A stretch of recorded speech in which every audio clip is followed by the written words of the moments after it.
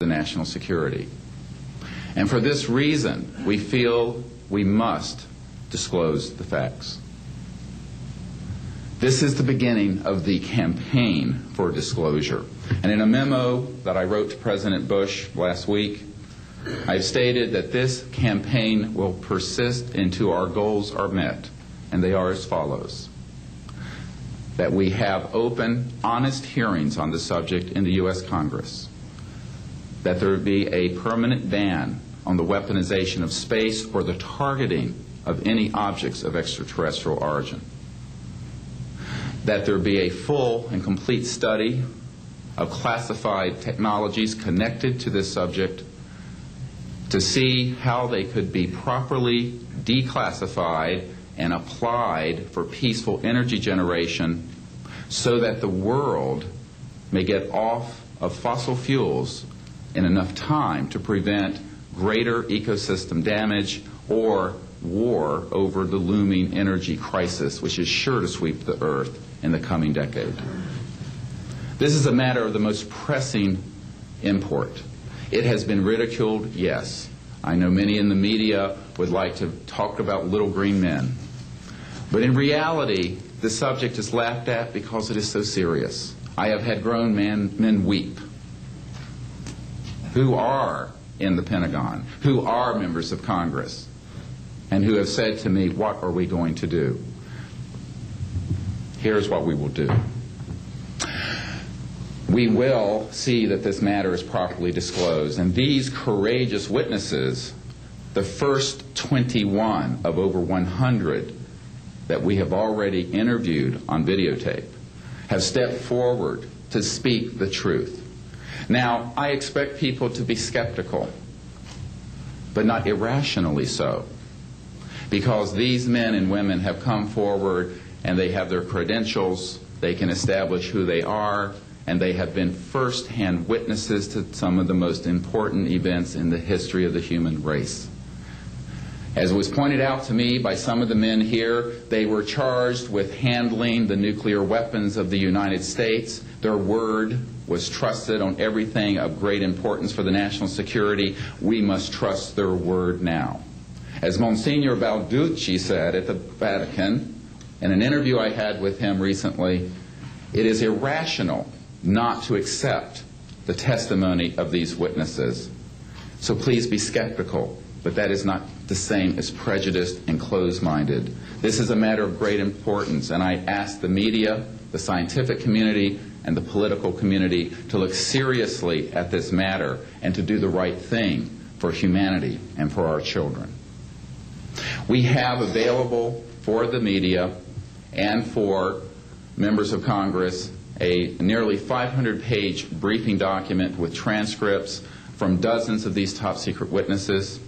We have a 4-hour videotape summary. It's not a commercial product, I'll warn you, from this project of the 120 hours that we have in interviews so far. They've been boiled down to 4 hours, and it's available for the Congress to review and for the major media to review. We can establish that this subject is real and has tremendous significance for the human future. I ask on all of you who are listening to contact the members of Congress that represent you and the leaders around the world and other countries and ask them to hold an honest inquiry into this subject to support a ban on weaponizing space, since we are sharing space with other life forms, and that we move quickly as a people to understanding that this is the end of the childhood of the human race. It is time for us to become mature adults in the cosmic civilizations out there. To do this, we must become a peaceful civilization, and we must look as we go into space with an intent of cooperating with other civilizations, not weaponizing that high frontier. The men and women who will speak next will do so in order, beginning on your left. They will introduce themselves. I ask for the media to refrain from questions until each witness has spoken briefly about who they are and what they have personally been involved with or witnessed in their government, military, or government-connected careers. At the end, we will have questions. All of you may ask questions for as long as we can stay here, and we will provide you with all the information that you need. So we will begin now with the first of our witnesses, Mr. John Callahan.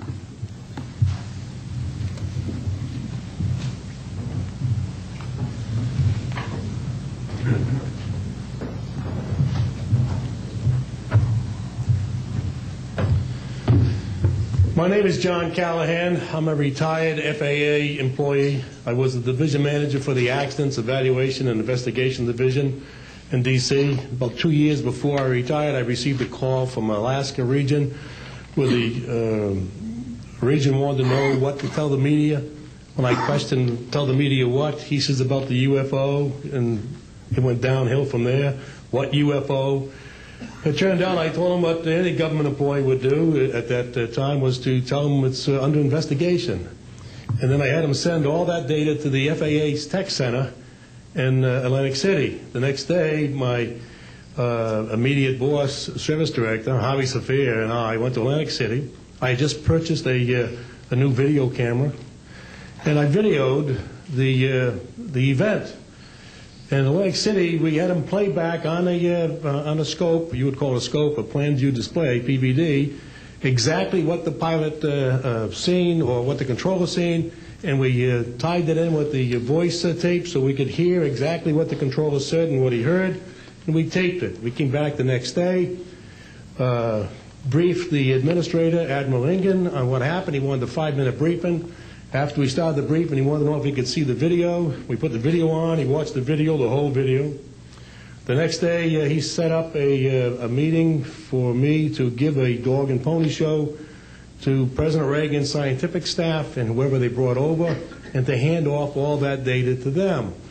That morning in the FAA round room, it was either 9 or 10 o'clock, 3 men from Reagan's scientific staff, 3 CIA people, 3 FBI people, and I don't remember who the other guys were, along with all the FAA experts that I brought with me that could decide or talk about the hardware and the software, how it worked. We put on a dog and pony show. We let them watch the video. We had all the data there. We had all the printouts that the computer put out. They got all excited over it. When it was all done, the CIA, one of the CIA men told the people they were now sworn to secrecy, that this meeting never happened and this event never happened. When I asked him why, I thought it was probably just a stealth bomber at the time. He says, well, this is the first time that we have recorded radar data on a UFO, and these guys are going to get all excited, drooling over all this data. I said, well, you're going to tell the public about it? And he says, no, we don't tell the public about this. It would panic the public. He says, we're going to go back and study this. I said, okay. It was what he was going to do.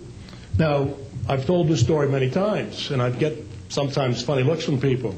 I have with me the voice tapes of the controllers that were involved, the FAA original tapes. See, after we handed this stuff off to the president's staff, the FAA didn't know what to do with it. We don't separate UFOs from real traffic, so it's not our problem. Okay?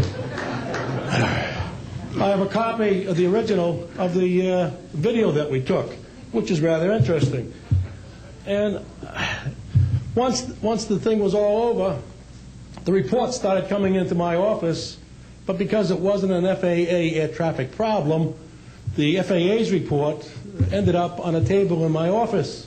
And it stayed there until I retired, when one of the staffers packed up all my gear and helped it move to my house. Also, in a box I found just a few days ago, in my 1992 tax return, I have the target printouts from the computer data, which, so if you wanted to return or look at every target that was up there at the time, you can now reproduce this from this piece of paper here. And it's called the UFO incident, Japan 1648, I believe the number was, that happened on